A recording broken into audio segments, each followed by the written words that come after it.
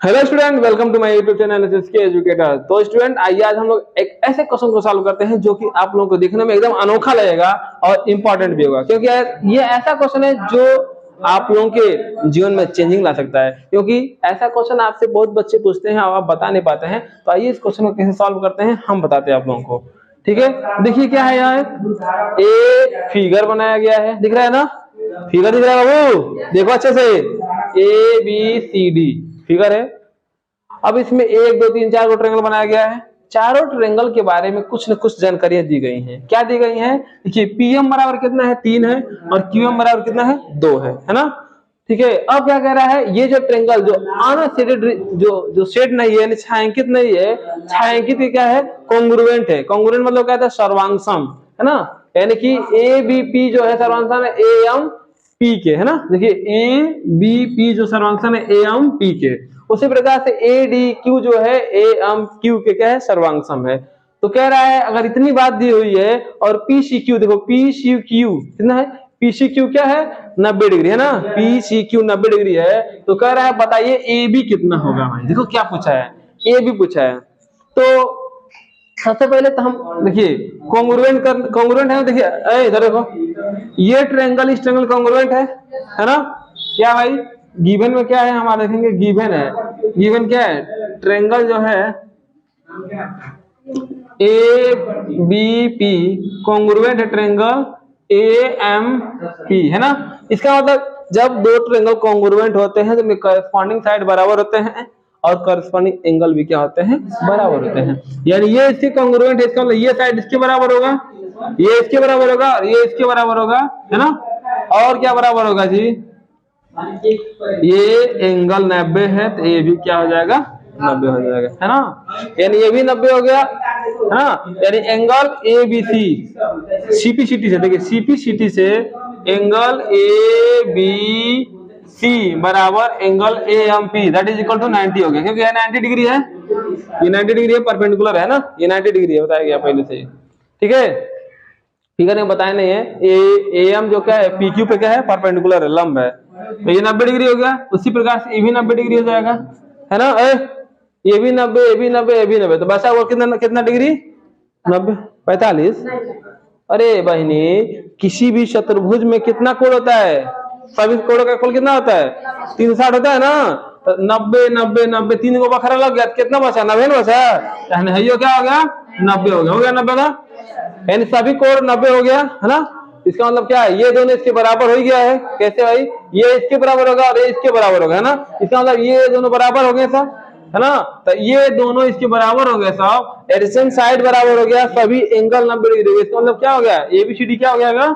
इसलिए क्या हो जाएगा? ABCD क्या हो गया? वर्ग हो गया। क्या हो गया? स्क्वायर, है ना? स्क्वायर हो गया ना? स्क्वायर हो गया कि नहीं हो गया?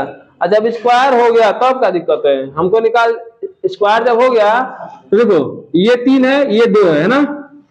ये इसका मतलब क्या है? ये पूरा कितना PQ कितना हो जाएगा? देखो अच्छे से, PQ कितना हो जाएगा? 5 हो जाएगा। जब ये दोनों बराबर है तो स्क्वायर का सब साइड बराबर हो गया। यानी अगर हम कह दें कि ये स्क्वायर है तो ये x हो गया, ये x हो गया, और ये भी x हो गया, और ये भी x हो गया ना? हो गया। अब ध्यान दो, x जब होगा तो CPCT से कितना होगा? 3 हो गया, और हाई कितना हो गया? 2 हो गया। हो गया ना? मतलब इतना कितना होगा? ये PC कितना होगा? PC बराबर PC है ना? PC बराबर कितना होगा? x minus 3। देखो पूरा x है और 3 है, कितना हो जाएगा? अब देखो CQ कितना होगा? x माइनस होगा ना? और है कितना है? 5 है। अब देखो ये 90 डिग्री है ना? 90 डिग्री जब ट्रायंगल होता है तो कौन सा ट्रायंगल होता है? वो राइट एंगल ट्रायंगल। क्या होता है?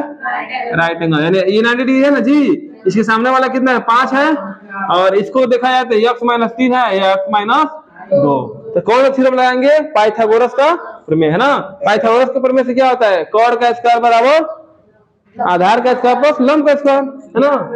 यानी कि हाइपोटेनस का स्क्वायर बराबर परपेंडिकुलर का स्क्वायर प्लस बेस का स्क्वायर, है ना? तो कॉर्ड क्या है? 5 है ना?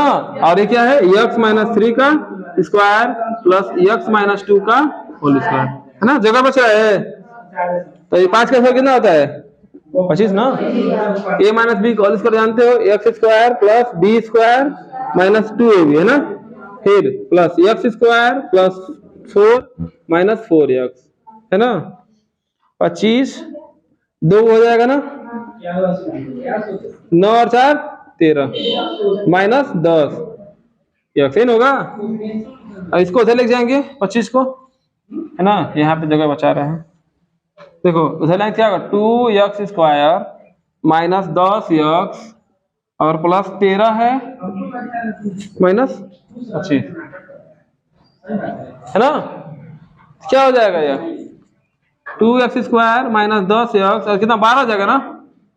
हाँ 13 में घटे ना 12 में बचेगा, इसे 2 से भाग दे देंगे, क्या होगा x स्क्वायर माइनस 5x और माइनस 6 बराबर 0। अब ये तुम लोग इसे क्या करेंगे, गुणनखंड करेंगे, फैक्टराइजेशन। तुम लोग फैक्टराइजेशन नहीं पढ़े 9th वाले, 10th में फैक्टर है तो फैक्टराइजेशन कैसे, फैक्टराइजेशन कैसे मिलेगा, 6 के फैक्टर से हमको ऐसा पेयर बनाना है, पॉलिनोमियल पढ़े हो ना, कि जिससे 5 आ जाए तो 6 और 1 होगा, 6 और 1 है ना।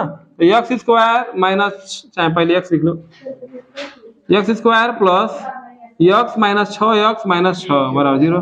तो x कॉमन हो गया, x माइनस x प्लस 1 हो गया, यहाँ से माइनस 6 कॉमन, x प्लस 1 हो गया, फिर क्या हुआ x प्लस 1 और x माइनस 6। यानी अब इसको इतना तो तुम लोग जानते हो, बस इसके बाद का एक स्टेप क्या होता है, इसको 0 के बराबर कर देते हैं, x प्लस 1 बराबर 0।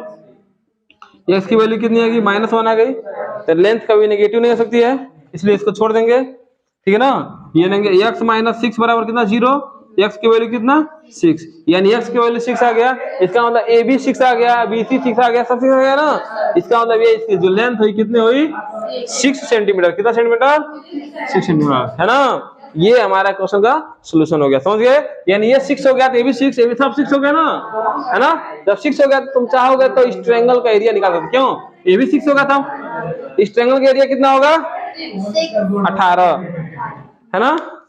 ठीक है, यही क्वेश्चन का सॉल्यूशन था। चाहोगे तो स्टैंडर्ड डिवीजन का एरिया निकाल सकते हो, और एरिया निकाल के कमेंट करके बताओगे मुझे।